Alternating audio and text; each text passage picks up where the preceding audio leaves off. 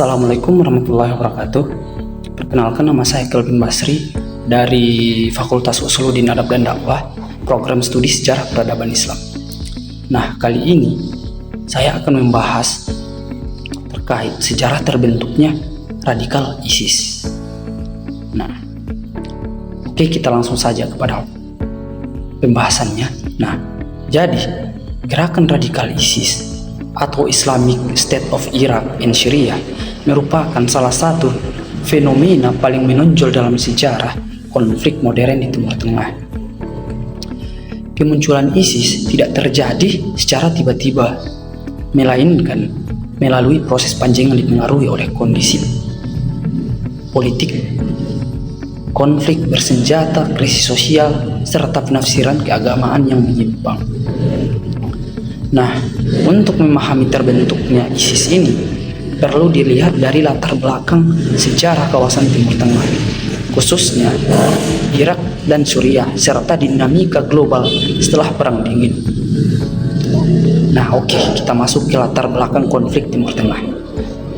Timur Tengah sejak lama dikenal sebagai wilayah yang penuh ketegangan politik dan konflik berkepanjangan. Setelah runtuhnya Kekaisaran Ottoman pada awal abad ke-20, wilayah ini dibagi oleh kekuatan Barat tanpa memperhatikan kondisi sosial dan budaya masyarakat setempat. Yang akibatnya, banyak negara di Timur Tengah berdiri dengan struktur politik yang rapuh dan penuh konflik internal. Irak menjadi salah satu contoh nyata. Negara ini terdiri dari berbagai kelompok etnis dan mazhab seperti Sunni, Syiah, dan Kurdi. Nah, ketegangan antara kelompok ini seringkali dimanfaatkan oleh penguasa politik untuk mempertahankan kekuasaan. Situasi ini semakin memburuk setelah invasi Amerika Serikat ke Irak pada tahun 2003 yang menggulingkan pemerintahan Saddam Hussein. Nah, dampak invasi Amerika Serikat ke Irak menjadi titik penting dalam sejarah terbentuknya ISIS. Setelah Saddam Hussein jatuh, struktur negara Irak runtuh, militer dibubarkan, aparat keamanan dilemahkan, dan kekosongan kekuasaan terjadi di banyak wilayah. Kondisi ini menciptakan ketidakstabilan yang sangat besar.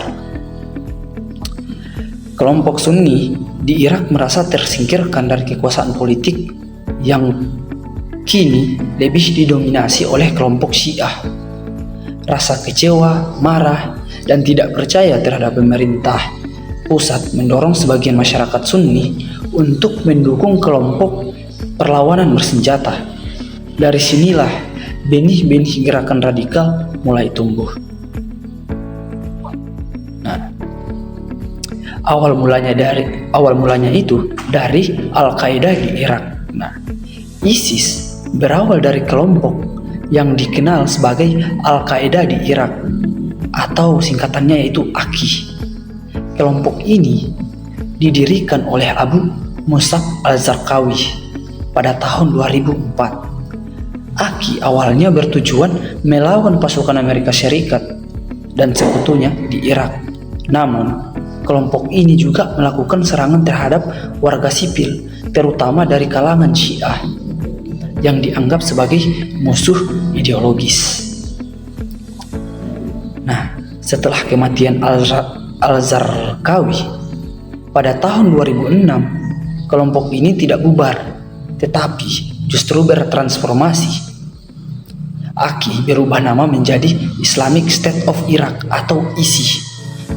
Nah, perubahan ini menunjukkan ambisi yang lebih besar, yaitu tidak hanya melakukan perlawanan, tetapi juga membentuk sebuah negara berdasarkan versi mereka sendiri tentang Islam. Perluasan ke Suriah. Nah, jadi perang saudara di Suriah yang meletus pada tahun 2011 menjadi peluang besar bagi ISIS untuk memperluas pengaruhnya. Kekacauan politik dan lemahnya kontrol pemerintah Suriah menciptakan ruang bagi kelompok bersenjata untuk bergerak bebas. Isi ini kemudian masuk ke Suriah dan memperluas jaringannya. Nah, pada tahun 2013, kelompok ini mengubah namanya menjadi Islamic State of Iraq and Syria atau yang dikenal sekarang sebagai ISIS. Perubahan nama ini menandakan wilayah operasi yang semakin luas, tidak terbatas pada Irak saja. ISIS memanfaatkan konflik Suriah untuk merekrut anggota baru untuk menguasai wilayah dan memperkuat kekuatan militernya. Deklarasi negara Islam. Puncak perkembangan ISIS terjadi pada tahun 2014 ketika mereka berhasil menguasai kota Mosul di Irak. Nah, keberhasilan ini menjadi kekuatan ISIS di mata pendukungnya. Nah, pada tahun yang sama, pemimpin ISIS yaitu Abu Bakar al-Baghdadi mendeklarasikan berdirinya negara Islam dan menyambut dirinya sebagai khalifah. Nah, deklarasi ini memiliki dampak besar secara global. ISIS tidak lagi dipandang sebagai kelompok lokal, tetapi sebagai ancaman internasional. Mereka mengklaim memiliki wilayah, pemerintahan, sistem hukum, dan tentara sendiri. ISIS juga menggunakan propaganda secara masif melalui media sosial untuk menarik simpatisan dari berbagai negara, termasuk dari Asia, Eropa, dan Afrika. Nah, adapun ideologi dan pola gerakan ISIS ini, ideologi ISIS dibangun atas penafsiran agama yang sangat sempit dan keras. Mereka menganggap pihak lain yang berbeda pandangan sebagai musuh yang sah untuk diperangi.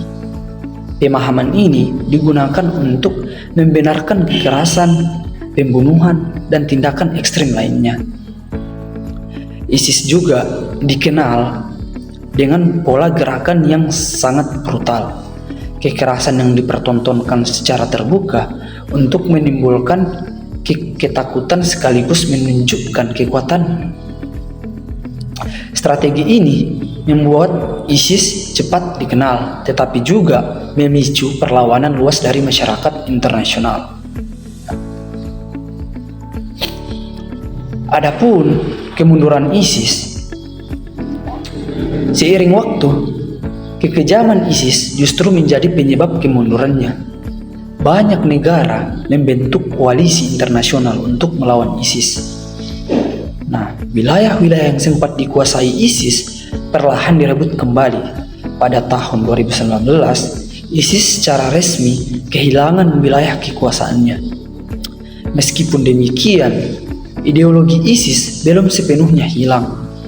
Dalam bentuk sel kecil dan jaringan bawah tanah, pengaruhnya masih dapat ditemukan di beberapa wilayah konflik. Hal ini menunjukkan bahwa gerakan radikal tidak hanya dapat dihancurkan dengan kekuatan militer saja, tetapi juga memerlukan pendekatan sosial, pendidikan, dan keadilan politik. Jadi, sejarah terbentuknya gerakan radikal ISIS ini menunjukkan bahwa radikalisme tidak muncul tanpa sebab. Faktor politik, konflik berkepanjangan, ketidakadilan sosial, dan pemahaman agama yang keliru saling berkaitan dalam membentuk gerakan ini. ISIS ini merupakan contoh nyata bagaimana kekacauan dan ketidakstabilan dapat dimanfaatkan oleh kelompok tertentu untuk membangun kekuatan yang merusak. Jadi, mungkin sekian pertemuan kita pada hari ini. Lebih kurangnya saya mohon maaf. Wabillahi taufiq wal hidayah. Wassalamualaikum warahmatullahi